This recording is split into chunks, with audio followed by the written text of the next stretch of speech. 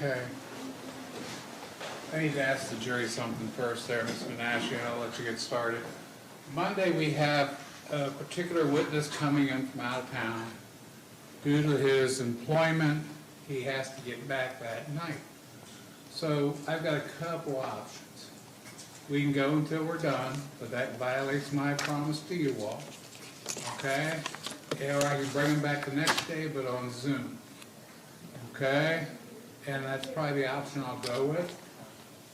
Okay? So, but the fact he's on Zoom, you have to treat him the same as when he was in the courtroom. Fair enough? Okay. Ms. Menashe? Yes, Your Honor.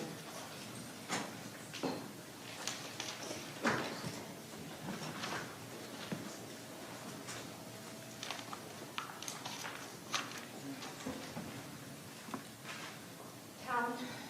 Yes, I'm ma'am. gonna move around, but I'll always let you know where I'm going. Okay. Okay? I wrote down, and always tell me if I'm wrong, but I wrote down that the purpose of telling Randy about the call from the nurse was that any sort of incident the hospital should be aware of, you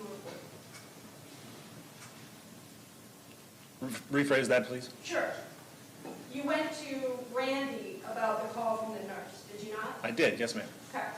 And your testimony on direct was that you went to Randy, right, because you felt that any sort of incident the hospital should know about, you should report to the chain of command. No, not any sort of incident. This particular incident was the one I was referring to. Okay? And this particular sort of incident was that you suspected someone might be stealing medication. That was my first guess, yes. And actually, it was also your guess, was it not, after you fully discussed your theory of diversion with Greg? Did you say Ray? Greg. Greg, yes. Still your theory that someone was stealing the meds. Correct. And you were in fact asked about, were you not, as to why you hadn't confronted the nurse about stealing the meds. Do you remember being asked, well, did you ask the nurse about potentially stealing the meds? I do not remember that. And you remember, well, let me go back to the diversion. That's why you went to Randy, because you thought someone was stealing the meds, right? It was a possibility, yes. And that would be a problem. Generally speaking, yes. And you knew, did you not, while working at Mount Carmel during your employment there, that there had been prior issues with people stealing meds? Not specifically, but yes. It was something to be aware of, right? Yes. And you said it, and I know we're going to talk about it a lot, but Talon, your main job as a pharmacist is safety, is it not? Yeah. I would say yes, that's accurate. Safety for the patient, Yes. safety for the community as a whole. Yes. So stealing meds, especially opioids, would be an issue to escalate. Yes. I want to talk about issues that you didn't escalate. Let's go back to the 5 patients that you talked about. First, we'll start with Larry Brigner. Do you remember being asked about that patient? Yes. You didn't tell Randy any issues that you had with Larry Brigner, correct? Correct. And Randy's your supervisor. Also correct. Randy Miles. Yes. And let's go to Janet Kavanaugh. You didn't reach out to Randy, even just verbally, about any issues that you had with Janet Kavanaugh, correct? Correct. We'll get back to the call that you made to Dr. Husel on that. Okay. But then we'll go down to Charles Longstrom. You didn't reach out to Randy about any issues that you had with patient Charles Longstrom, correct? Correct. Let's then go to Bonnie Austin. Same thing with Bonnie. You didn't reach out to Randy Miles about any issue you had with respect to Bonnie Austin and Dr. Husel, correct? Correct. And also, let's just go, I think that we'll go to finally James Timmons. James Timmons, again, when you went to Randy, you didn't go to Randy because of Dr. Husel. You went to Randy because you thought someone was stealing meds. That was one of the possibilities, yes. Because as I wrote down, and always tell me if I'm wrong, Talon, but your testimony on direct was see something, say something. Right? I did say that, yes. I'm going to start at the end and kind of work backwards. You were asked on direct examination about what Dr. Husel told you during that call that you made to him regarding Janet Kavanaugh. And Talon, would you agree there's one call to Dr. Husel? Yes, You made one call to him. correct. In all of this universe, in your time there. Objection, Your Honor. He wasn't Sustained. in all of that universe, wasn't involved in all of it. Sustained. Okay, this universe is these 5 patients. With respect to the patients that you've been asked about, Talon, you made one call to Dr. Husel? Correct. But wouldn't you agree that outside of those 5 patients that we've asked you about, there were other times that you called Dr. Husel, for instance, about antibiotic issues? Yes, I had spoken to him on other occasions. And you call him, talk to him about medication interaction regarding antibiotics. Does that sound familiar? I don't remember specifically, but I know I've called about antibiotics before, yes. And tell the jurors how that works. What's the link system? Is it SpectraLink? It's a phone. Okay. It's a phone. And did you have a direct dial to Dr. Husel, or would you call the ICU? I would call the ICU. And you were able in those times when you called about antibiotics or other things outside of these 5 patients to get a hold of Dr. Husel? Yes, Talk to him, resolve the issue, you hang up the phone. yes. Which brings me to another question. Mr. Zion asked you a lot of times about did you know of any other doctors that used fentanyl in these amounts? But Talon, wouldn't you agree with me that you worked in the night shift? I agree. Only the night shift. I agree. And by your own testimony, the only doctor in the ICU in the night shift was Husel. On the nights he worked, that is correct. And you worked, was it Sunday through Thursday? Yeah. Sunday night, Monday, Tuesday, Wednesday. And so Friday, Saturday, you're off, Correct. and then you come back in and you work those night shifts. Correct. So your experience with other people using doses of fentanyl is during the night shift? Correct. You never worked days at Mount Carmel? Outside of training that I mentioned earlier, the first few weeks, months, no. I was hired as a night shift pharmacist. So going back to this conversation that you had with Dr. Husel about Janet Kavanaugh, I think your testimony was today that he told you that the medication was for a procedure. Correct. Yet you were just asked by Mr. Zion if you had reviewed the notes from your HR interview in advance of today. Correct. And he asked you, based on that review, did you find the notes to that interview to be accurate? Do you remember that question? No, I do not specifically. Did you review the HR notes of your interview with them in advance of your testimony? One set, yes. And based on your review, did those appear to be a fair summary of what you told to Human Resources at Mount Carmel Health? Appeared to be, yes. So I want to just go over that with you. Isn't it true that in your HR interview, you indicated to HR, as evidenced by the HR notes, that you only recall talking to Dr. Husel one time? Dr. Husel responded with, quote, "No, this is for a palliative withdrawal," end quote. Do you remember that? Yes. So then he told you during the first call about the palliative withdrawal. He did not. So then the HR notes are wrong? Yes, Those are wrong. they are. Let me ask you if your deposition testimony about this is also wrong. Do you remember when you were deposed in a civil case? I do. Okay, let's have a little conference. Ladies and gentlemen, get to know each other.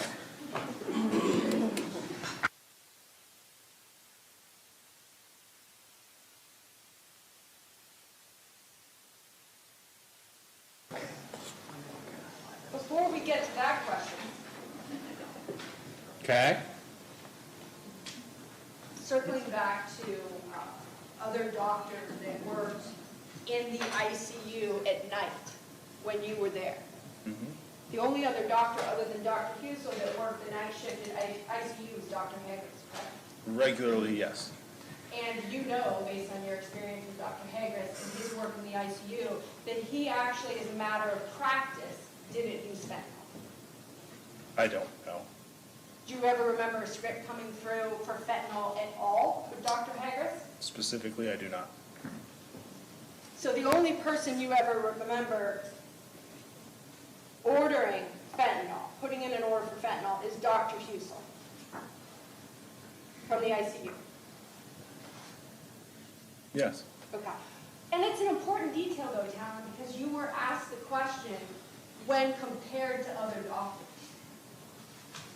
But really, based on your memory today, there's only one doctor that you can remember prescribing, ordering fentanyl from ICU? I've seen lots of orders. Some have been less memorable than others. So from ICU, you've seen lots of orders of fentanyl I've seen lots of orders, period. in your time at Mount Carmel? Yes. Commonly used drug then? You could say that. I was referencing to orders, period, though. Orders for metoprolol, I mean, just orders. You see a lot of them. You were just referencing orders of drugs, period? Answering your question, yes, ma'am. Okay. And is the same true of lots of orders for fentanyl? Lots is non-specific. Right, so let's be specific. What does lots mean to you, Tom? I don't know. More than 5, less than 10, more than 20, more than 10? I don't know. You don't know. I don't know. So getting back to this issue about when and if you were told by Dr. Husel that the 1,000 with respect to Janet Kavanaugh was for a palliative extubation, do you remember in your December 8th, 2018 interview telling Detective Kroom specifically, I know I talked to him once about it, and it was never a, hey, look out, a warning of any kind. It was just inquiring. Because that seems a little high, you sure put it right, yeah. And then after talking to Greg, he says that was just a normal dose, right? Do you remember telling Detective Kroom that? I don't specifically know. Do you remember then telling Detective Kroom that during that one phone call, Dr. Husel told you that we were palliatively extubating? I do not. Tell me something, Talon, and this is more of a common sense question than it is a pharmacy question. Do you think memory gets better with time? I do not. And so the interview with CPD, Columbus Police Department, was on December 8th of 2018. Was that the first interview that you ever gave with respect to this case? I don't recall specifically. You would agree with me that the HR interview was December 9th? You stipulated to that date? No, I think it was January 9th. Okay. After your CPD interview? Correct. And then even after those two interviews was your interview with the pharmacy board, right? Correct. So if memory doesn't get better with time, can we presume that your memory during the CPD interview was better than it was during those other interviews? Yes.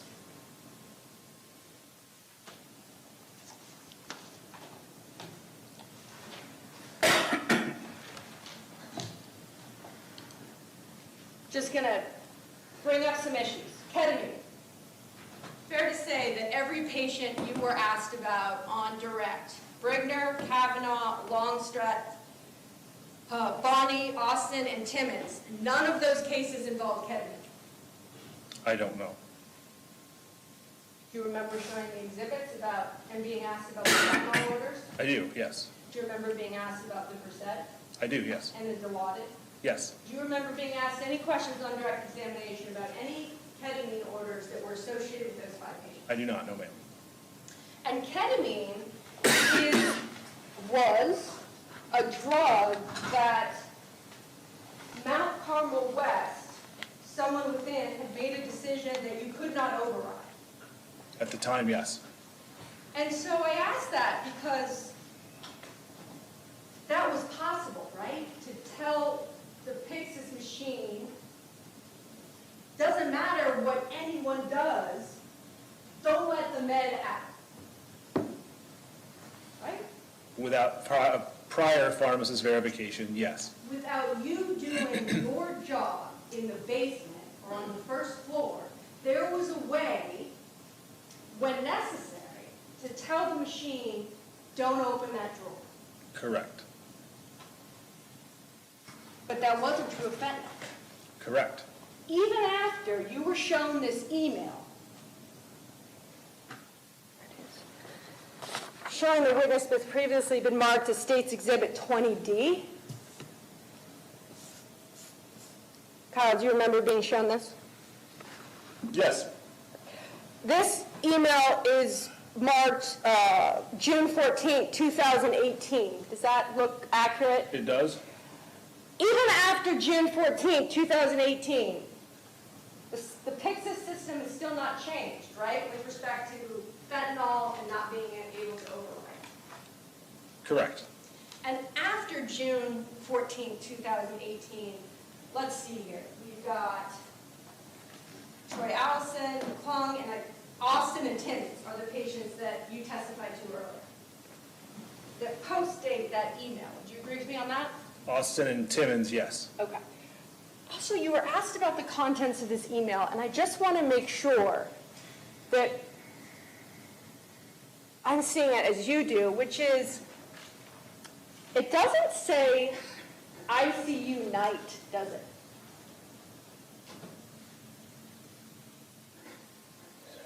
It does not. So that ICU is 24 hours. It's open 24 hours, right? Yes. And other than the night shift, tell the jurors what other shifts there are. Days and evenings. So there's 3 shifts. Correct. And it doesn't say days or evenings either, right? It just says recent ICU orders. From some ICU providers, yep. Would you also agree with me, Talon, that in between ketamine and fentanyl is the word "and"? Yes. And then ICU appears again in that email? Yes. You'd agree it doesn't say day, night, just says ICU, right? Yes. You would also agree, and take your time if you need, that there's nowhere in that entire email that it ever says Dr. Husel.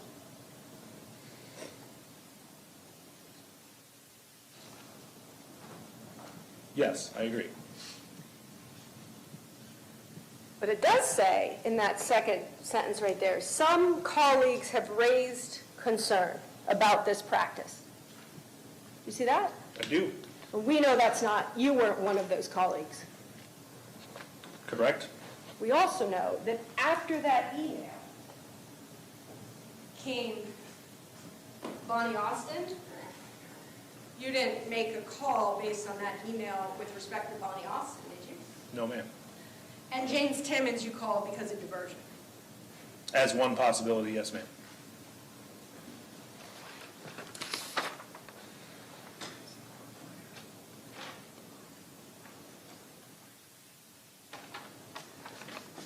Sorry, one thing I left out. First sentence there of that email. Ketamine and 1 milligram of fentanyl from some ICU. What's the word that follows ICU? Providers. Would you agree with me that that's written in that email by Josh as plural? Yes. More than one. Plural, yes.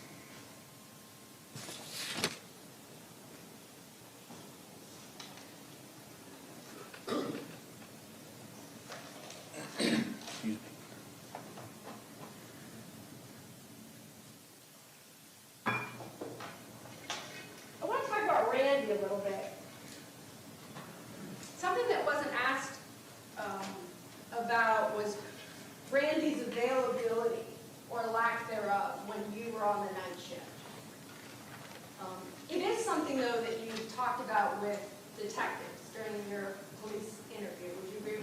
I would.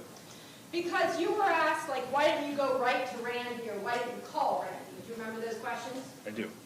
And you said that based on your experience, Randy, who was your supervisor, was generally not available at night. Yep, generally not available. Like, do you remember, Talon, giving this example with respect to the Lithidol? Lepiodol, yes ma'am. Lepiodol. Stick to lawyer. Lepiodol. In fact, there was an instance, was there not, and you told the detectives about this, that a doctor had placed an order for Lepiodol, and it had been rejected. Is that right? No, it is not. It had not been pushed through? No, that was not what I was talking about in that regard. You're right. I'll rephrase. You didn't know where to find it. That is correct. Third time's the charm for me. You didn't know where to find the drug downstairs in pharmacy. Yes, the physical drug. This surgeon had requested this drug. I don't remember if there was an order, if it was a phone call or whatever, but he was in an emergent OR and needed this particular drug, and we didn't know where the physical drug resided in the room. And I remember you telling the detectives that you didn't know where the drug was because at that point in time, he was the only doctor that you had known to ever use that particular drug. I don't remember knowing that at the time. I may have found that out in the morning when Randy showed up. Okay, so, and it wasn't unusual that a doctor then would call down there and say, I need this drug. Correct. Because that happens. It does happen, yes. So the fact that Dr. Husel, as you testified, called down there about ketamine, you got calls from doctors, that's what you do, right? Is get calls from doctors that need something. Yeah, we got calls from doctors. And so going back to this incident about you couldn't find the drug, you called Randy? Mm-hmm. Randy's MIA. Yeah, no answer. And I guess let me clarify. One of us called Randy. I don't remember if it was me or Greg, but one of us on nights called Randy. And so then Randy comes into work generally at 7 a.m. Roundabout, yep. And so with respect to this situation, the medication, Randy comes in at 7 and then he's like, oh, Yes, he said that we keep this special for this doc, and it was over here. We had found it subsequently, and in time, Greg actually found it, rooting through the pharmacy. He had located the drug, so it ended up resolving. But yeah, we didn't talk to Randy at all until he came in the following morning. Yeah, and I say this because you told the detectives this story as an example as to why you didn't go to Randy with respect to the questionable diversion, right? You didn't go to him until the next one. Correct. Because he wasn't that responsive, right? Right. And was he your only supervisor? It's kind of, I don't know. It was the director of pharmacy who, I guess I say supervisor is like the person that gave you your performance review. The director of pharmacy did them for some people. Randy was the operations manager. He did them for some people. Randy was my person. He gave my review. But the director, if memory serves, was one that did Greg's reviews. Why they were divvied up that way, I don't know. But there were more than one person in management, but Randy was my point guy. And just so we're clear, any other person in management, you didn't call them either about these 5 patients you just testified about? Correct. And you mentioned, I want to go back to the diversion call. You mentioned on direct that you called because you didn't want to be in a witness chair like you're here today. Yes. But again, there was no prior call before that diversion call, right? Correct.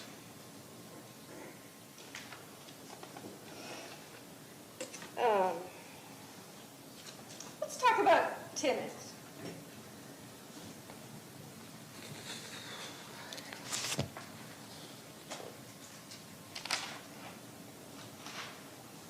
I listened a lot during their direct where Mr. Zion would repeatedly say, where was pharmacy?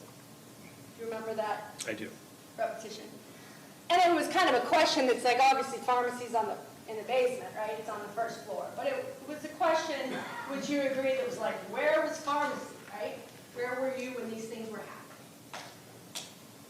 I want to talk to you about where you physically work. Before the records that you were shown, talk to me about codes.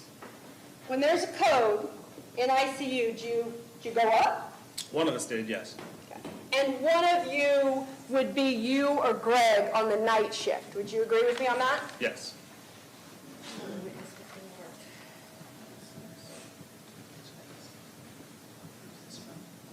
It's a joint exhibit, so it's a document we both have. It's the code. James Timmons. Yes. Oh, thank you for that question. So, we'll get back to questions. Code. Tell the jurors what a code is. Code blue is when someone's heartbeat stops, and you know the code blue. Maybe you've seen it on TV, and they run and get the paddles and do all that, and CPR has started to resuscitate someone whose heart has stopped. And when someone, let's just say, hypothetically, in ICU at night, calls for, you get a code, that would be Dr. Husel, because it was a night shift, right? If it was the night he was working, yes. I want to show you what's been marked, and you've already been shown the State's Exhibit 11B, just generally to orient you in time. You were asked about this fentanyl order. And we'll get back to it, but would you agree with me that in State's Exhibit 11B that the fentanyl was ordered around 3 a.m.? Agree, yes. Okay, and the fentanyl dosage is what? 1,000 micrograms. Okay, this is James Timmons, Okay? correct? Yes. Let's talk about before 3 a.m. Do you remember pharmacy being up on the 4th floor in ICU for a code with James Timmons? I do not, no ma'am. Showing the witness what's previously been marked as Joint Exhibit 11, page 546. Your Honor, we're using white stickers for joints. Then just generally, Talon, does this sheet look familiar to you? Generally, yes. Okay, and tell the jury rather, generally what is this sheet? Generally, this is code notes. So that code blue, that event where everyone went up to one of the people's job, usually I think it was a nurse, would just document everything that happened and when it happened. So 2308, I don't know what A means, but you can see the time over here, and then what happened then or what was going on then follows. And tell me, Talon, is this your signature right here? Yes. Okay, where it says RPH, Yes. right? And if we could go back up to the date with respect to this, the date is 10/22/18. Is that right? Yes. Okay, and the time event recognized says 2308. Would you agree with me on that? Yes. And this is during the 2308 falls within the night shift, does it not? It does. Okay. What does it say, events prior to recitation, additional information? Physician RNs at bedside, patient in VFib with pulse, defibrillated twice, 3 amps of bicarb, 1 amp of epi. Patient went into VFib without a pulse, code called. And you would agree with me, it says physician RNs at bedside? Yes. What does it say under physician's signature? If you can read, I'm happy to scroll it. I see it down there. Okay. What does it say? Bottom left down there, Uh-huh. it appears to say William Husel. So just so I'm understanding this right, on 10/22/18, so before State's Exhibit 11B, before Dr. Husel is ordering fentanyl for this patient, he's actually saving this patient's life, I would agree. right? And you know what? Where's pharmacy? You're in the room with William Husel, right? Yes. Because isn't it true, Talon, that when there's a code switch, William is there in the back of the room telling all of you what to do. Put the tube in, do this, and you're mixing the cocktail. I don't know if that's not the appropriate word, but you get where I'm going, right? Right. And it's a cardiac arrest situation, so someone is actively dying, right? Right. So the man that sits here is the man that actually saved Mr. Timmons 2 days before giving him fentanyl. I agree.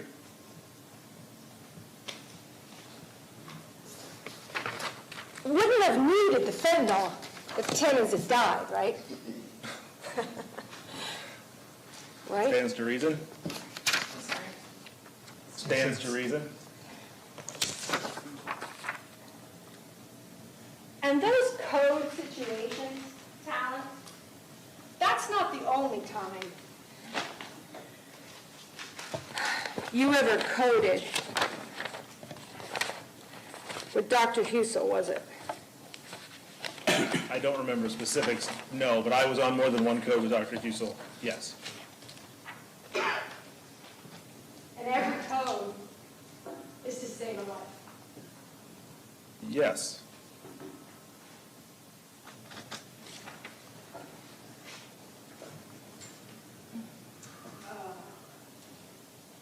Showing you what's been marked as another code sheet. This is Jan Kaplan.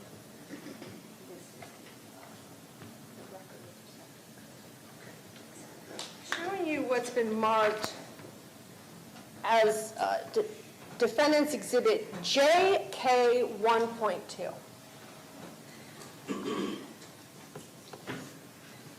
Talon, just generally, do you recognize this type of medical record? Generally, yes. And fair to say a medical record that is that you might see when you're reviewing like a patient file, for instance? Yes. If you could, down here, I'm going to get this straight. The second sentence, it reads, does it not, critical care physician and ICU code blue team responded. Mm-hmm. Okay. Showing you now what's been marked as Defense Exhibit JK 1.1.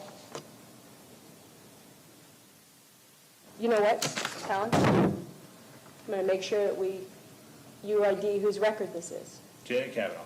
This appears to be Janet Kavanaugh's record. Showing you now what's Defendant's Exhibit JK 1.1. Whose record does this appear to be? Janet Kavanaugh. And again, Talon, for the jury, what does this type of sheet involve? What is this? This is the code notes. I'm just making sure. Yeah, resuscitation record. Code notes. And again, the patient name is Janet Kavanaugh on this. Mm-hmm. So it appears that Janet Kavanaugh was also a code situation. Correct? Correct. And would you agree with me that up top it says who intubated and it says Dr. Husel? I agree. And would you agree with me that it says time event recognized was 0247? Yes. And we know 0247 is during the night shift. 2:47 in the morning, yep. And we know from the prior record I showed you that the critical care physician and ICU code blue team responded to the code, right? Right. So, once again, we have William Husel saving a life before the fentanyl script.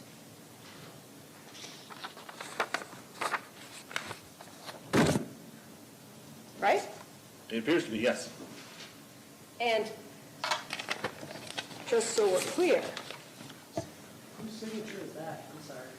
On that one? oh, I'm sorry, Talon, is that your signature right down there? It is.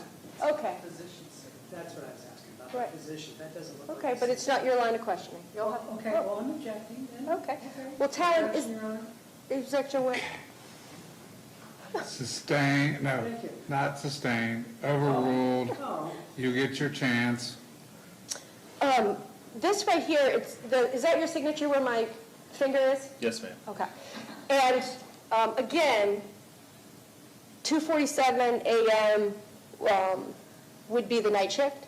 Yes. And we know there's only, when you work, right? The only ICU doctor, when William Husel is there and you're there at night, he's the only ICU doctor, correct? Correct. Okay. And just so we're clear, I want to make sure that the jury is tracking these dates. In case, Okay, counsel, let's go to questions, Sure. not your In case- desires. in case the line of questioning comes up that maybe this wasn't associated with Dr. Husel, 247 on, would you agree with me, Talon, the date is 12/1? 12/11? 12/11. Yes. Showing you what's previously been marked as State's Exhibit 29BB. Do you recognize this? You were asked about, in particular, this fentanyl order right here. Yes. What date does that appear on? 12/11. So, and the date as to when that came in, when the order was placed, is what? 12/11. I'm sorry? Yeah, 12/11. Oh, I'm sorry, not the date, the time. Action details, charting time, order. It appears to be 5:10 in the morning. Yes, and would you agree that 5:10 in the morning is still the night shift? Yes. And Dr. Husel is ordering the fentanyl at 5:10 a.m.? Yes. And at 2:47, her life was saved. Yes. Her being Kavanaugh. Kavanaugh.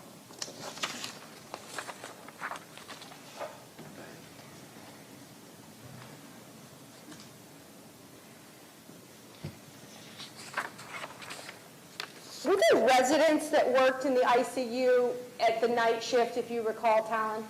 I recall seeing resident physicians in the ICU. I don't know where they were stationed or whatever. Okay, and did you have personal relationships with them or no? Like, No, not really.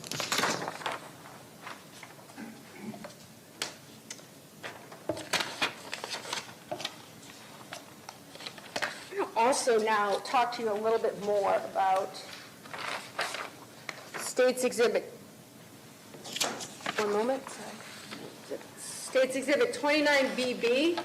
I just showed you this, but I want to go back to it if we could. 5:10, it appears that the order was placed for fentanyl. Correct. And you were asked, showing the witness State's Exhibit 29B, you were asked on direct about your review of that order. Do you remember that? I do. This is Janet Kavanaugh. Right. And did you have an opportunity to review that order Yes. based on the record? It appears so, yes. And your review and your verify was at what time? 5:14. Okay. At what time does it show that the action was complete? 8:27. So 3+ hours expired between you hitting verify and the order being completed. It appears so, yes. Which takes me to this other word that's used throughout. When it comes in the order. Do you remember how the word routine is included in the order notes? I do. Showing you 29B again, State's Exhibit. Like, for instance, this right here, again, Janet Kavanaugh, order details, 1,000, push, inject, once, routine. Right. What's another way? There's a way to escalate things with a different word than routine, right? Yes. What's that word? Stat. Stat. Stat order is one that needs to be completed quicker. And in none of the records that you were shown on direct did the order notes ever include the word stat, right? Correct. Always included just the word routine. Yes.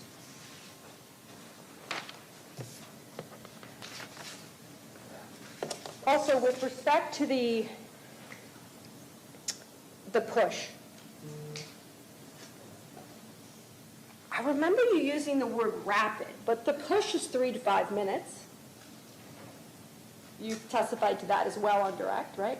That's what it says, yes. Yes, that's what it says, right? It says Correct. over 3 to 5 minutes, right, versus titrating, Correct. like a drip. Like a drip, yes.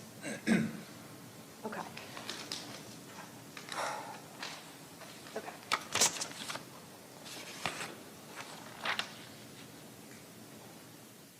You would agree with me. And what is palliative extubation?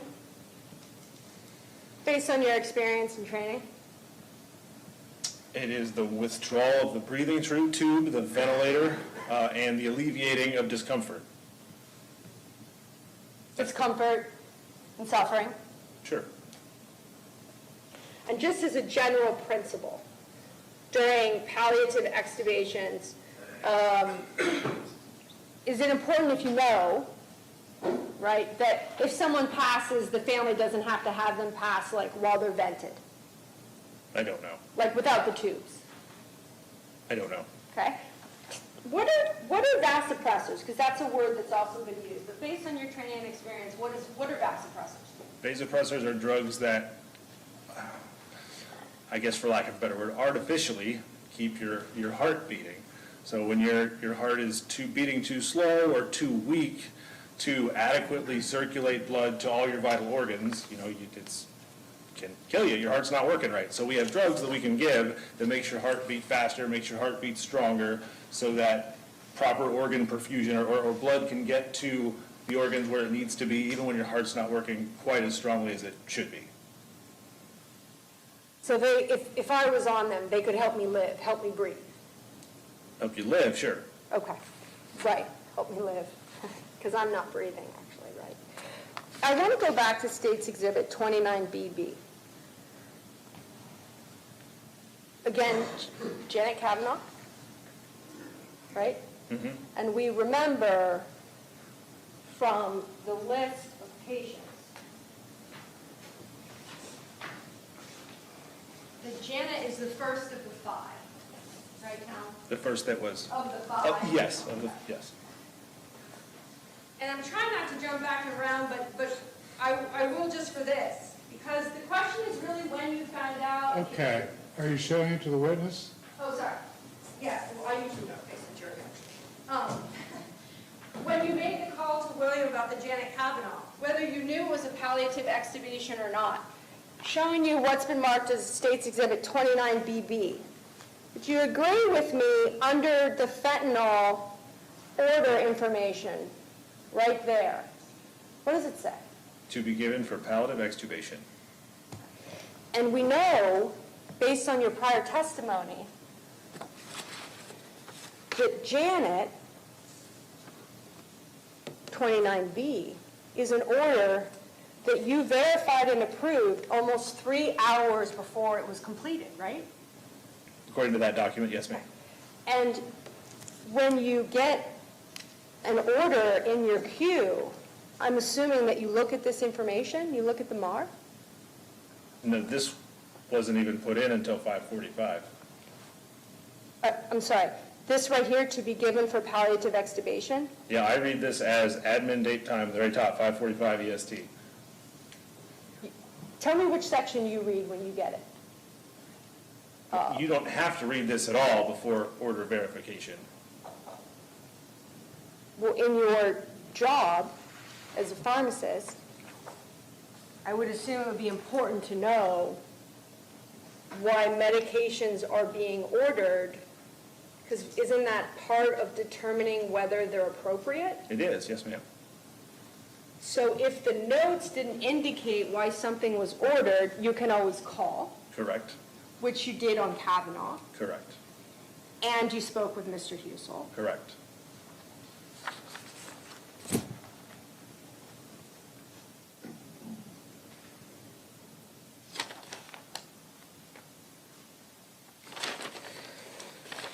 What are those vials? Which files were? It's not vials.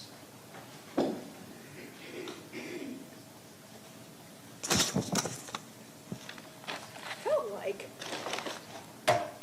during your direct exam, these vials were put up here, I don't know, even like they were,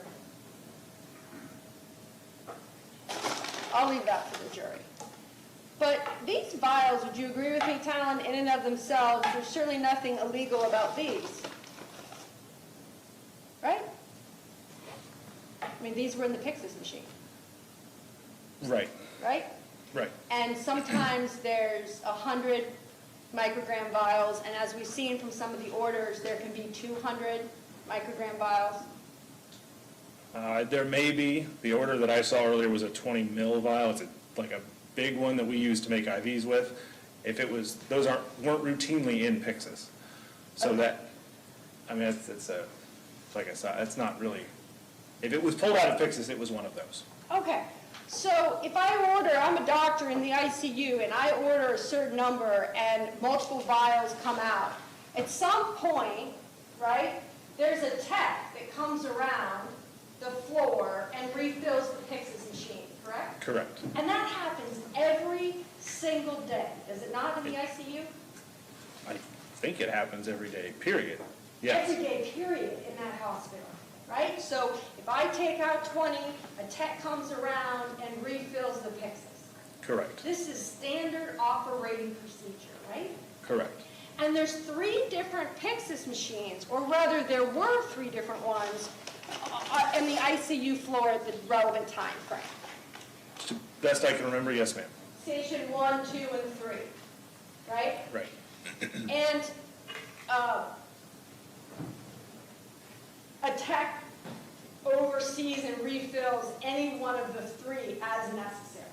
It's not as necessary if, best I can recall, a report will print once or twice a day, and then the tech in the pharmacy sees what's needed and where it's needed, and then goes up once or twice a day and refills it. So they take all the meds up with them, right, based on this report that's generated. Correct. So every time there was a withdrawal of, let's just say, 1,000 for Janet, or 1,000 for Timmons, the tech or the pharmacy would have also gotten a report to know that the machine had to be refilled. To my knowledge, yes, ma'am. So it's another means of communication that the pharmacy is getting about how much fentanyl was being used. Yes. Sorry. He said yes. Yes.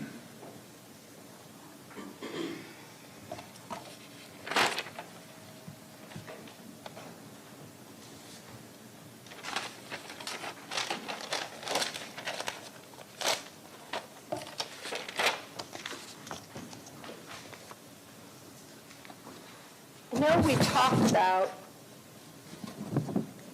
I want to talk some more about Janet Kavanaugh if we can. Okay. State's Exhibit 29BB. Fair to say, Talon, this is the same sheet again where this 12/11/17 fentanyl order is placed. Yeah. Does Yes. it look familiar? Yeah, looks Okay. familiar. And I know that the state asked you about these meds down here, this fentanyl. I want to talk to you about these 3 meds up here. Okay. First med. What does that order appear to be? Calcium gluconate. Tell the jurors what that does. It's calcium. Honestly, it's been so long, I don't recall exactly what they used it for. Okay? So you wouldn't know that it's actually something that helps prevent cardiac arrest. I probably would have then, right? You just asked. Right now, I do not. Okay. What about the next order, medication, the sodium? Sodium bicarbonate. What does that do? It is very basic. So if your body is acidotic or your pH is too acidic, sodium bicarb can make it more basic. So in this case, it was, well, I don't know. I won't say that. So it can correct acidosis, right? Correct. What help? Yeah. Which could help increase someone's chances of living. Yes. And then finally, I want to go to this third medicine. Tell the jurors what that is right there, the third, at 438. Hydrocortisone, it's a steroid And what does that do? I don't recall. Does it increase your blood pressure and help the vasopressors work better? I don't recall. You don't recall. Correct. But at least the one medicine, the sodium bicarbonate, you do recall. Sure. And it's a life-saving measure, right? Yes. And that was at 431. Who's the doctor that ordered that medicine? Dr. William Husel. So before he's ordering the fentanyl at 510, he's ordering a life-saving drug. Would appear, yes, ma'am. And we know that Janet had a cardiac arrest earlier, Yes. in which she was saved by Dr. Husel. Yep, we saw that.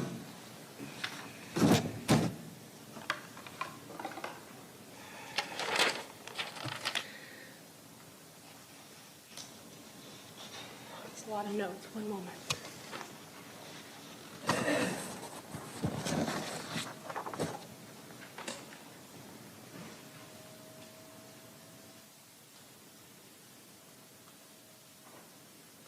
Let's talk about Bonnie Austin, or Brandy McDonald, Okay. okay?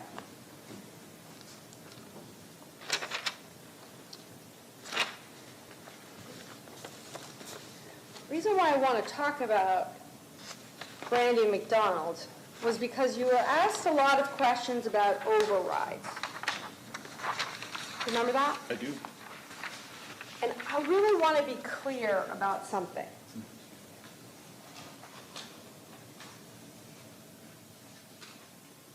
Let's say an override is the button's pushed. I'm a nurse and I push the button. Okay? Okay. The override button. Callan, you would agree, would you not, that you do not know that that override button has been pushed until and unless you are in the basement, haven't reviewed it, and it comes through as a complete order? Under normal circumstances, correct. Okay. So I want to be clear about this. If I'm a nurse and I hit override, you aren't live tracking overrides, right? Correct. In fact, you've been asked during the course of this investigation about whether you did that, and you said that's not your job, right? Live tracking overrides, correct. It's not your job. So you get the order, and if you review it before it's been completed, you don't know if it's an override or not. Say that again. I hit override. Yep, yeah, I got that. Comes down to, because overrides still go to the basement, right? Once the order is placed for the med, yes. Right. So order's placed, okay? I hit override because I want to get the medicine from the cabinet Okay. without your okay, right? Right. But it goes to you as an order, and the only way you know if it's an override is if it comes to you as a complete order. Yes, under normal circumstances, I agree with that. Right, so you could be approving overrides without even knowing it. Yes. So the implication that somehow an override is nefarious or a way to circumvent the pharmacist, you'd agree that it still comes to you. After the fact, yes. Not after the fact. You just agreed that if I hit override, I place the order, I hit override, it goes down, right? It goes down in the basement, comes to you. Okay. Okay. Right. I'm just trying to follow along here, yep. The only way you know that it's a retrospective review is if it comes to your queue as completed, correct?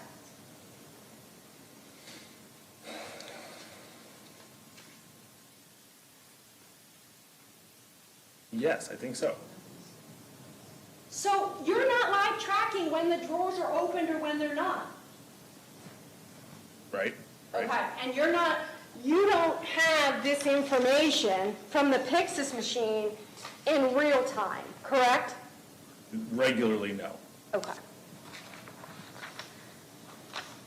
So I know I said I was going to ask you about Brandy McDonald, but sometimes things change.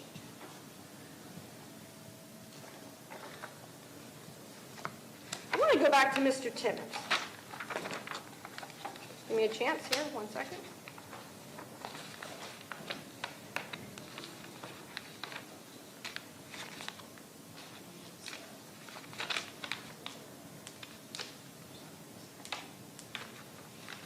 Maybe it is Brandy McDonald. 1 second, Your Honor. Sorry. Where's the one?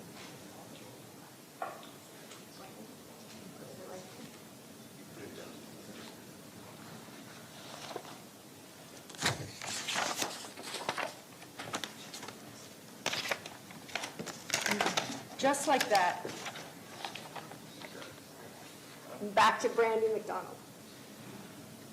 Which one are we on now? I'm sorry. State's Exhibit 24E. Brandy McDonald? Yes, Okay. Brandy McDonald. Using this more to just as a general discussion point about overrides. Okay, This column right here, these sheets, State's Exhibit 24E, these are override. It says override, correct? correct. Okay. Let's say this is page 1 of, and the patient name for identification appears to be, Brandy McDonald. okay. So that's page 1. Page 2. Would you agree, continuing on page 2, that the last column is for overrides? Yes, Okay. Just as a general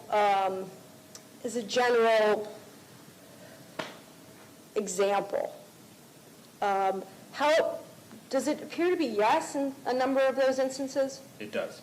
Okay. And you were asked about how many times you get an override, and you said to the prosecutor it wasn't common. Do you remember that testimony? Yes, And he asked you, is it like once a day or once a week, and you weren't sure? sure. But it's possible from your prior testimony that you didn't know about the frequency of overrides because you're not live tracking them. Possible, yes. Because we know, do we not, from State's Exhibit 24E, that even on page 2 of Brandy McDonald, how many yeses do you see there?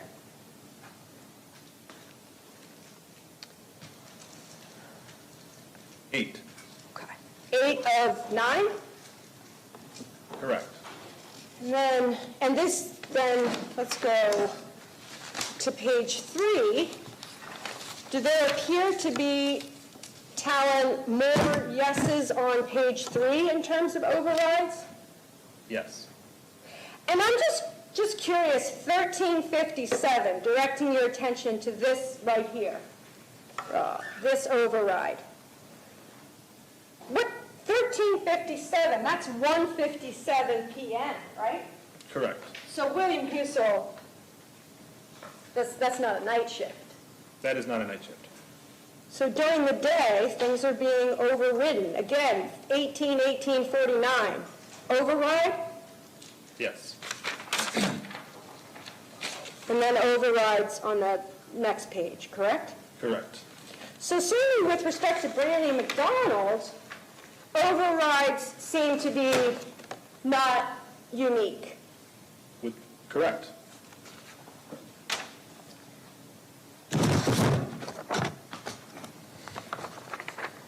I'm going to go to James Timmons now, what's previously been marked as State's Exhibit 24K. Same line of questioning with respect to James Timmons, and if you could identify for the record, who does this record appear to belong to? Appears to belong to James Timmons. And same type of thing, as the last column indicates overrides? It appears so, yes. So that's page 1. Page 2, do there appear to be overrides? Yes,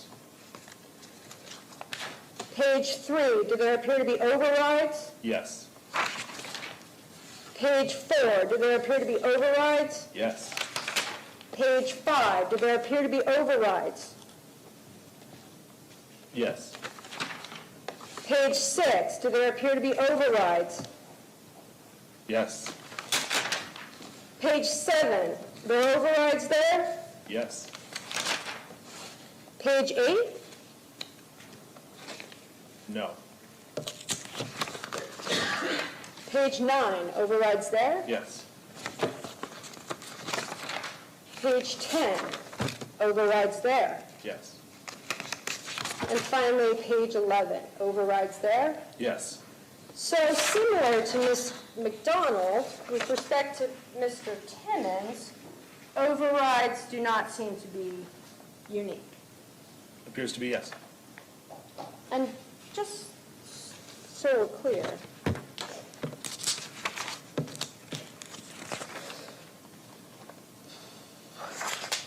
night shift starts at what time? I got there at 2100, 9 o'clock.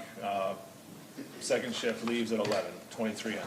So just as an example, on page 3 of State's Exhibit 24K, this override that I'm pointing to, 2054 would be like 8:54 p.m.? Yes.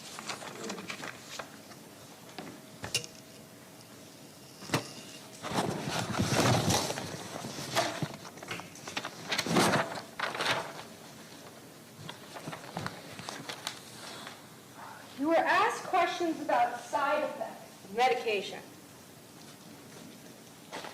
I kind of want to go back if we can. Well, I guess we don't have to go back. You work at Walgreens currently, right? Yes. And you worked there before your employment at Mount Carmel? Yes. And there was this distinction made about retail pharmacy versus clinical pharmacy, but fair to say, Talon, that when you took the job at Mount Carmel, there wasn't special training for a clinical pharmacist, correct? Outside of on the job the first few months or whatever. Correct. And that's a great point. Let's talk about, as a pharmacist, ways that you learn. Would you agree with me that you learned through your education? Yes. Your doctorate took you 4 years to get? Correct. You learned from your on-the-job experience? Yes.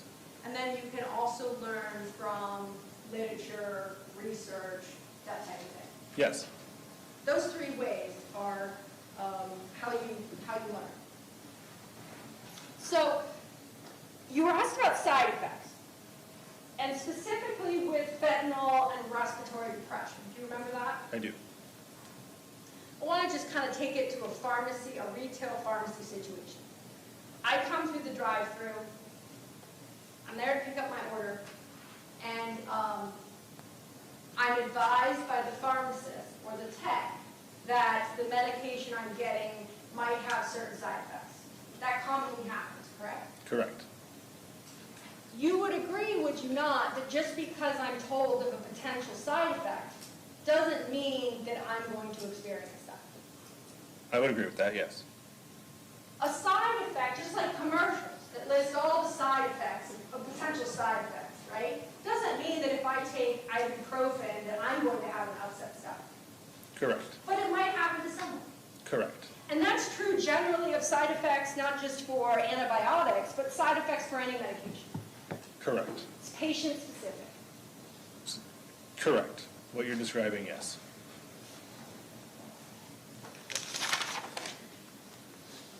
You were asked about the CDC guidelines. Based on your training and experience, would you agree that the CDC guidelines actually do not apply to palliative care? I don't know.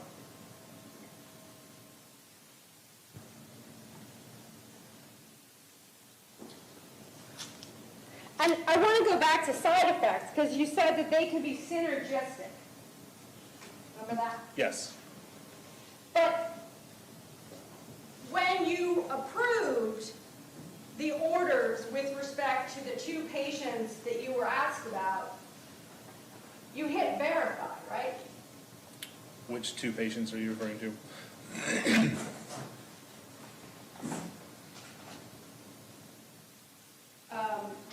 Brigner and Kavanaugh.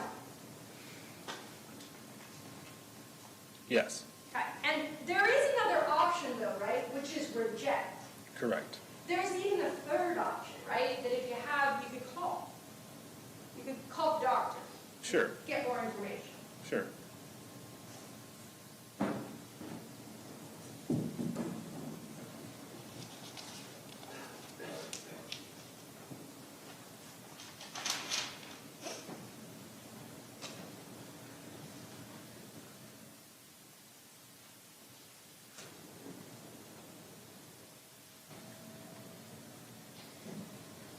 You were asked a lot of questions about the bypass. Remember that line of questioning about this instance with the call that the nurse placed to you with respect to Timmons? Okay, And as a result of the call, you realized that you'd never seen that order. right. So it was like somehow or another that order bypassed the pharmacy. It appeared so, yes. Yeah. You would agree with me, would you not, that William Husel did not design a software system at the hospital? I don't know. I would guess not. Okay. You would agree with me certainly that he never told you he designed it. That I agree with. Okay. And whether or not William Husel had any idea about a bypass, you have no indication of that. I have no idea. You have no indication, right, that he even knew how to operate, you know, the Pixis system in general. Yeah, I don't know. And I know you told the jurors that he called you about this one time about there's an override on McKenna. Do you remember that? Yes, And it's possible, is it not? Possible. That a nurse told him to call you. yes. Because a nurse wouldn't call you. That's not appropriate, is it? We got calls from nurses all the time. Okay, so they could call you too. Yes, But certainly, if I'm a nurse and I say, doctor, call, right, that's not unusual. I don't know.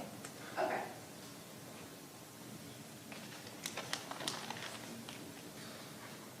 I want to also just go back to my questions about learning, education, on-the-job experience, and literature. What's Lexicomp? It is a resource you can look at that has all kinds of information about drugs. As it relates to this case and the dosages of fentanyl that William Husel ordered, did you ever look at Lexicomp?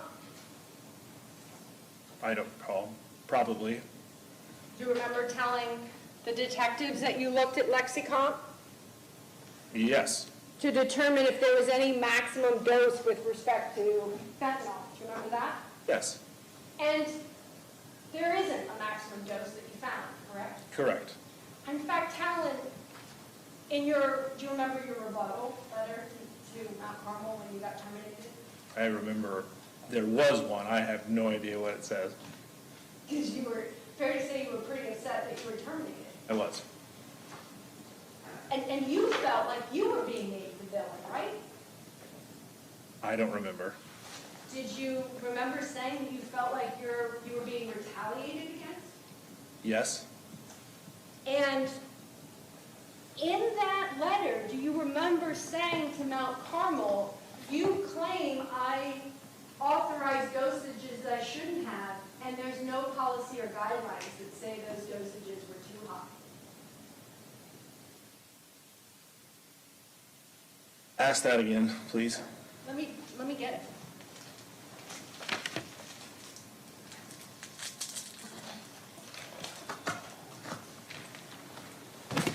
One moment, Your Honor.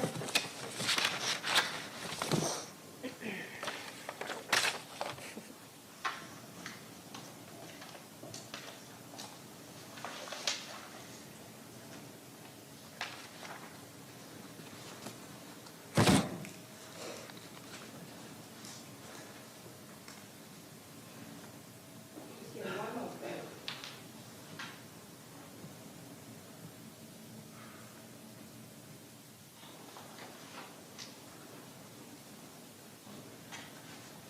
Let me approach first, if I may. Okay. Can I see it, please? Yeah, and actually, can I have a sticker? Thanks. Probably wise before I sent you back to get one. Oh. How y'all doing? You okay?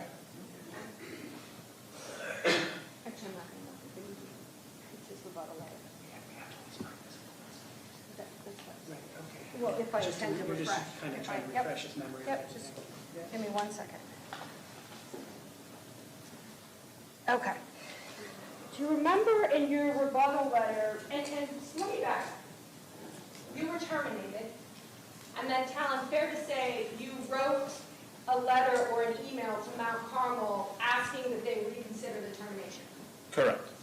And in that letter, do you remember saying,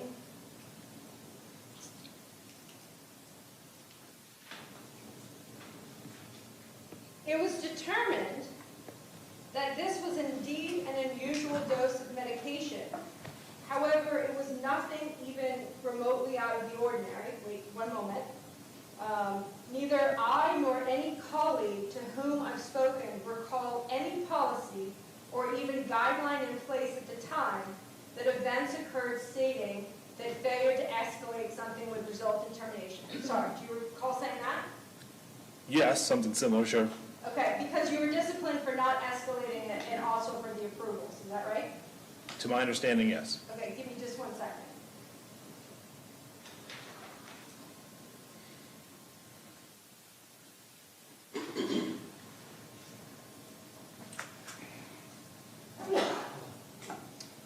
Do you remember saying what dosing guidelines are being referred to in my termination incident? Question mark. Were said guidelines in place when the events occurred? Question mark. Were said guidelines hard and fast, unbreakable rules for prescribers? Neither I nor any colleague to whom I've spoken are aware of any policies or procedures that were in place when the incidents occurred. That sounds familiar, yes. Because there was no maximum dose of fentanyl. Correct. And if there had been, no doubt, Talon, you as a pharmacist wouldn't have let Dr. Husel order medication over the max dose. It certainly gives you more ground to stand on when you're bringing it to someone's attention, yes. And certainly gives you more ground to stand on when you hit reject, right? Yes. And certainly gives you more ground to stand on if Dr. Husel or anyone were to ever call you and say, why'd you reject that? Yes. Which brings me to something I was thinking of. Dr. Husel never called you once to tell you to push through an order, right? Ketamine, Fentanyl. fentanyl, I don't recall, no ma'am. Not that I recall. Okay. And we know, just based on your recollection, that ketamine isn't involved in these cases. Based on my recollection, yes.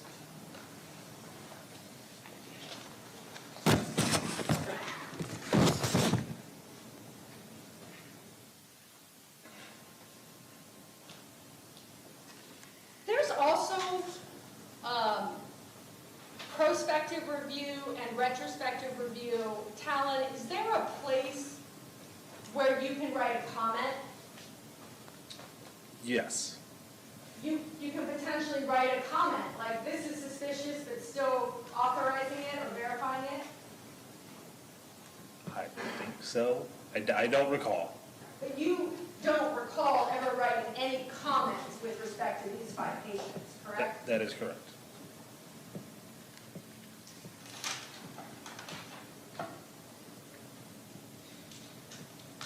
Your Honor, I've got like 15 more minutes if the jury can bear with me.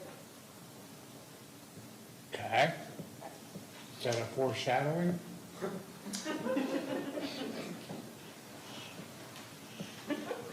Well, it's not a promise, but That was more my concern. I will do my best.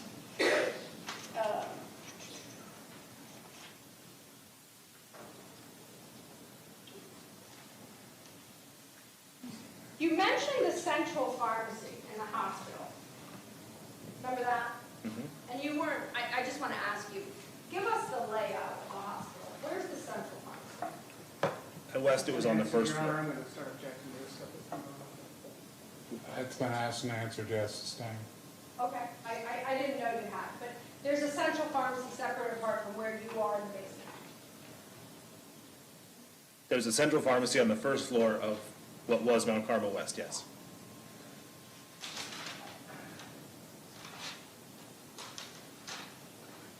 Just so we make it clear, the first floor and the basement are the same thing. I'm using first floor as you walk in, off the street, and you don't go down any stairs. Okay? And is that's the only pharmacy though? Other than what was stationed up the stairs in the units? Yes, yes.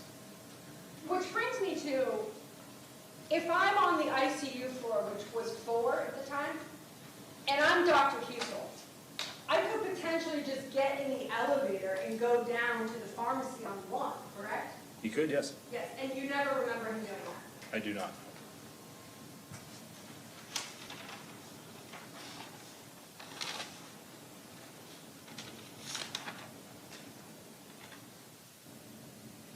You were asked about what you told the pharmacy board as to why these things happened, and you mentioned that it was the night shift, that there was less staff. In your employment file, is there, or there is not, any report of you saying that you were short-staffed or overworked? Would you agree with me that, Tom? Yeah. And again, we had the voice report. You could have used the voice report to say that complaint. I suppose you could. And you could have gone to Randy Miles and said, hey, we're overworked, understaffed. Mm-hmm.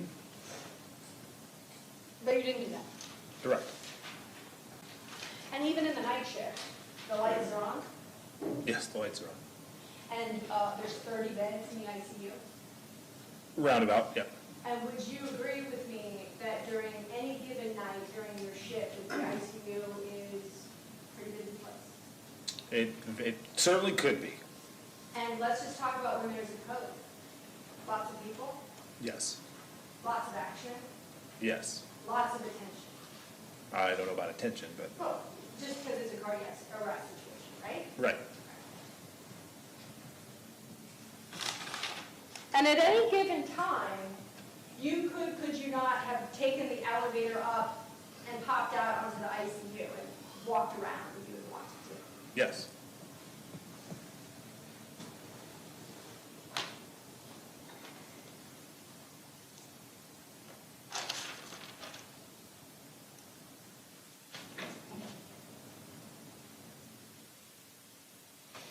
We were asked about statements that you made to the pharmacy board. Objection, Your Honor, it was not to the pharmacy board, it was the pharmacy To investigator. the pharmacy investigator. And we know that that was towards the end of the other interviews you talked about. Is that right, Talon? Yeah. Okay. And just generally, would you agree with me that during that interview, you were fighting to save your license? I don't know what their intentions were. But you knew that they could take your license. I knew eventually that was a possibility, yes. And you certainly didn't want that to happen. That's a safe assumption, yes.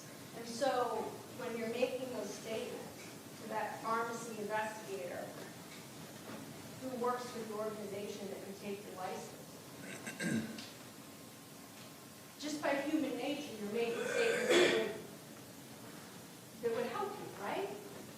I was making statements that were true to the best of my knowledge. But you agree memory doesn't get better with I do agree with that.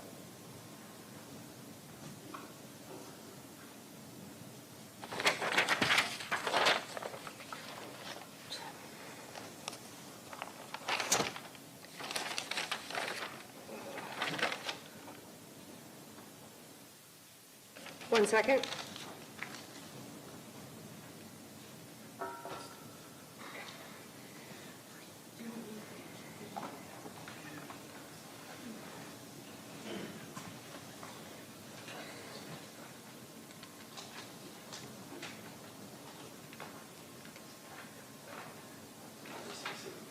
Your Honor, do you want me to just conclude tonight and do 15 minutes in the morning? I'm happy to do what the court and or jury wants. Go until 5, Judge. Let's go to 5. You promised us 15 minutes ago. Well, it wasn't a promise.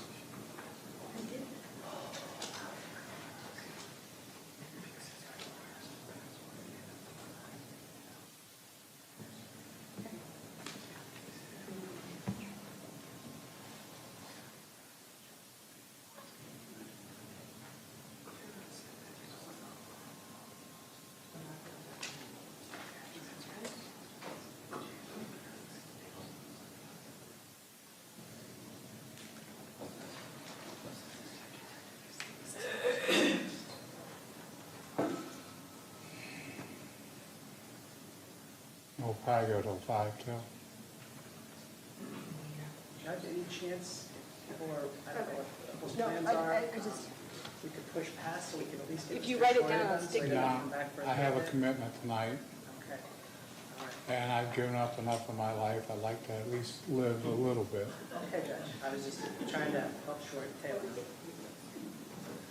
I understand he's gonna have to probably come back in the morning, Yeah, because I don't think you can get it done in 10 minutes.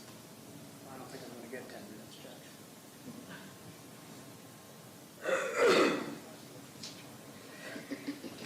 I want to go back to this HR interview, which predated your interview with the pharmacy Okay, let's get to the question. and investigator, right? Let's get to the question. Okay. And do you remember telling the investigator that you searched online for some information with respect to double effect, Yes, the principle of double effect? correct. Because after the situation, you were still obviously concerned and bothered by it, right? Yes. Right. And what did you learn as a result of that investigation? Did you tell the investigator what you learned? I don't recall. Does it sound familiar that you said, I would object at this point, Your Honor, first of all, as to relevancy, as to his opinion of what double effect means, and second of all, to the way she's trying to refresh the recollection of this witness. Sustained. Thank you. may I approach, Your Honor? Did you sustain on both relevancy and the way of manner of refreshing, Your Honor? On the way of refreshing, Would it refresh your recollection if you were able to review the notes of your HR interview, Talon? Sure. Thank you.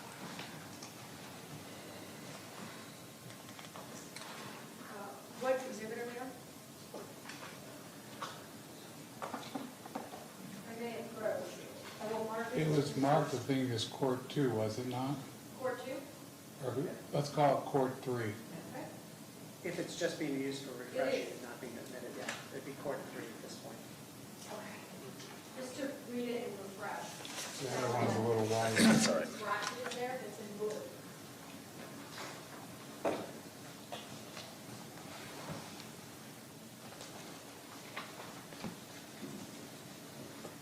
Okay, yes. Does that refresh your recollection as to what you told the investigative board with respect to your review of literature, double effect? Yes. Fair to say you told the pharmacy investigator that... Objection, Your Honor, as to relevancy, is what he told the pharmacy board regarding double effect.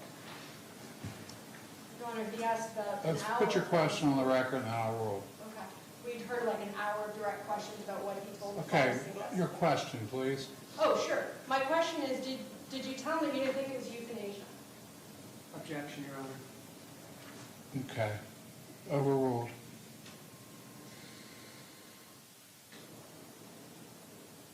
I don't remember.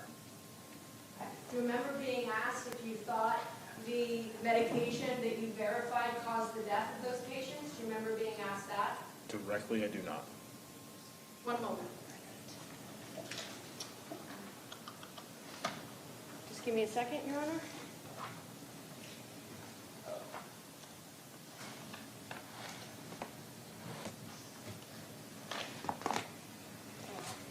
You were also, just give me a second.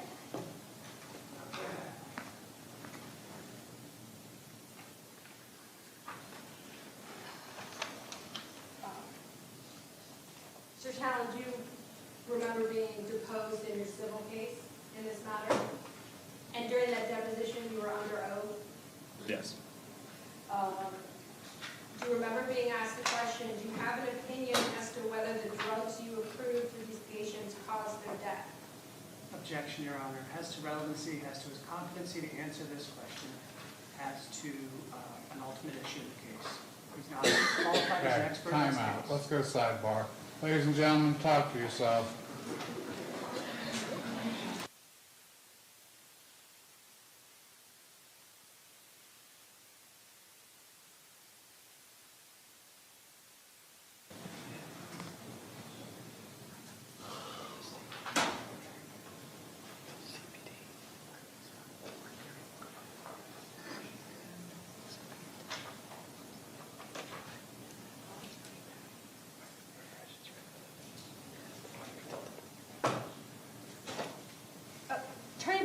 Pixis machine. You were showed pictures of it, you identified it.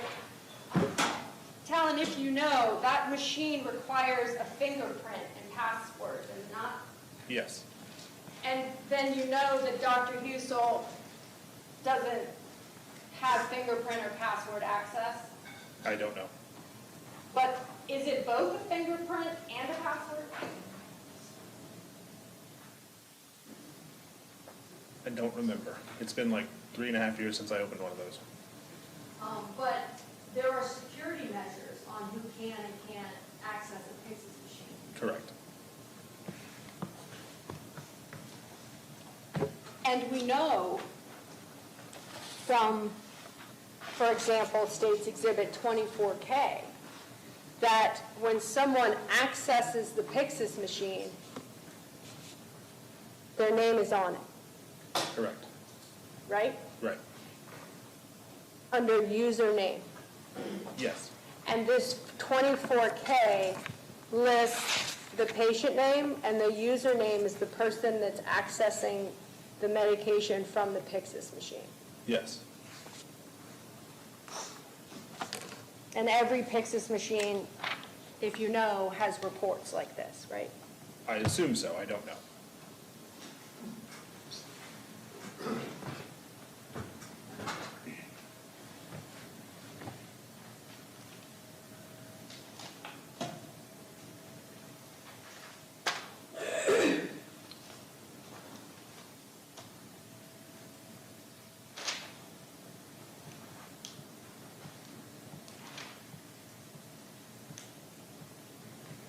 Give me 1 minute, Your Honor.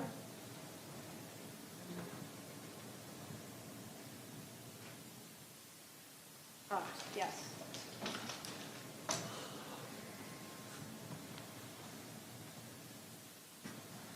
When you get an order, a medication order, how long would you say you usually spent on reviewing it? I don't know. What would be a guess? I don't want to guess. But you have 2 screens, right? You do. And one of them is the patient medical records. Could be, yes. And so if you had any questions about tolerance, let's say, you could scroll through the medical record? You can see what the patient has previously been given or whatever, yes. So you could potentially see if someone had been in Mount Carmel for 10 days, how much fentanyl they had received over a 10-day period, right? You could, yes. Or how many opioids had been given to them, or pain, let's say, over a 10-day period, right? You could, yes. And one of the things when you are determining whether a dose or order is appropriate is patient-specific, right? It's things like tolerance. Yes. And name some other factors that you can consider when determining whether a medication is appropriate or not. What did I say earlier? Age, patient age, organ function, like kidney and liver function, opioid tolerance, what they're treating, like whether it's appropriate or not for the desired outcome.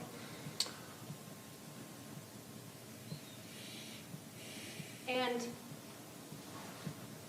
those are all the things in your training and expertise that you took into account when you were reviewing orders that came through to determine if they were appropriate, correct? Prospectively, yes. And in addition to the medical record, we know that you could call Correct. upstairs. But we also know that while you worked, you always had Greg working there to kind of consult with too, right? When he wasn't on vacation and stuff, sure. Sure. Yes, And Greg had more years of experience as a pharmacist than you did. correct. I'll end with Timmons.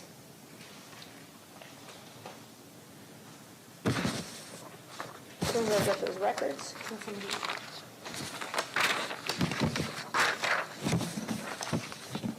As soon as I get the, here we go. Okay. Showing you what's been marked as State's Exhibit 11B. I know you were asked about this on direct, and I've asked you about it too, but are you familiar with a bad death? Familiar with a what? What they call a bad death? I am not, no ma'am. So let's just go right here to the fentanyl, the order time. What is the order time on that? Order date time 0300. Okay. And then down here, the Versed is, would you agree with me, the same order time? Yes, Would you agree with me that the dilaudid is actually 5 minutes later? yes. So not ordered at the same time? It appears not, yes. And similarly,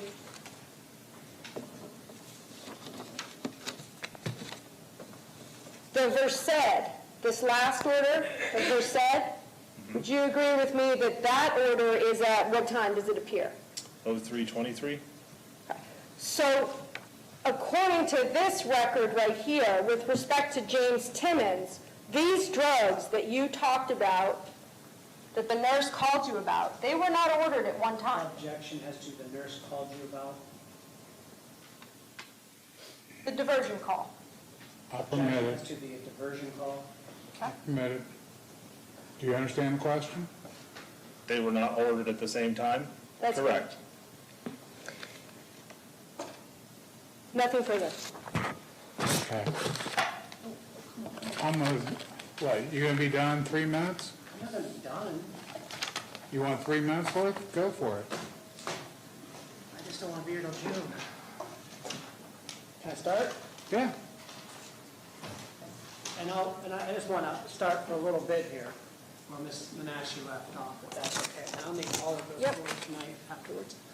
The diversion call. Remember Ms. Menashe asking me that? I do. I got it up here when we started in my notes. And then she called it that, the diversion call. I tried to count in my mind. Were you counting in your mind how many times she called it the diversion call? I was not. Was it more than twice? Okay. Do you have questions of him or Yeah. about? Was it more than twice? I don't know. Well, you know, she said at the beginning that she just called it the diversion call, right? Okay. You remember that? Yes. Okay. Do you remember your answer? No.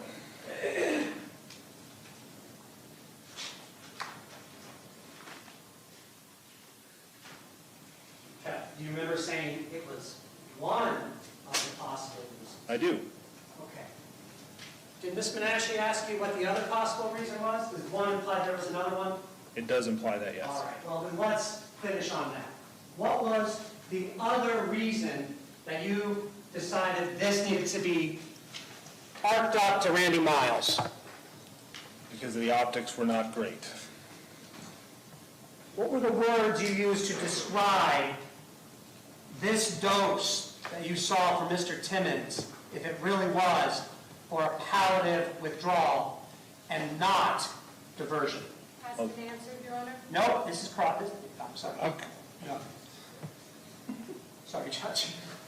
I'll give you the question, but is that your last one for the day? Yeah, yep. Remember Okay. your exact words? Alarming? Well, that was what you told the police. Do you remember the words that you told the pharmacy board at 1:11 into your interview, at 1 hour and 11 minutes? No. If I were to show you Yes. Earl Marcus Courts 3, this was a document I prepared for his attorney for review, to pass along. A document, an email sent to his attorney, to ask him And what are you using? to refresh his memory. Yeah, but he didn't write this email. He didn't have to, not to refresh memory. I could show him a tray of lasagna that would help refresh his memory. Oh, I'm sorry. The day's getting punchy. Are we gonna ask a question here? May I approach the witness to You refresh his may. memory? You may. Can I understand the pending question, Sam? Could I ask for it? Was can it refresh his memory? As to what? You asked, the last question was, he was asking it to me. Do you want the last question to the witness? Yes.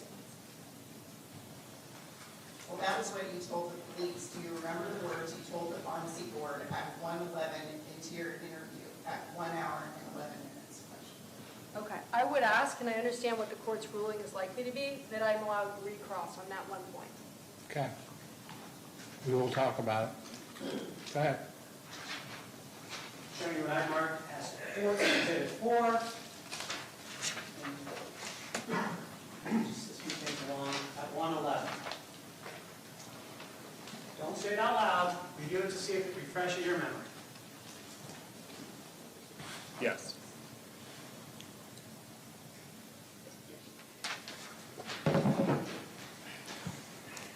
What were your words to the pharmacy board investigators if these drugs were not being stolen, if they were being used for palliative extubation? What were your words to describe that dose? Wildly excessive. Thank you, Your Honor. We can end there today. So you're back tomorrow with this witness? Yes. Okay, ladies and gentlemen, have a great evening. Remember the admonitions. We'll get started at 9. I'm glad nobody overslept this morning. Thank you. All rise. Oh, and we have 15 birthdays in a row. What? Have a good evening, ladies and gentlemen.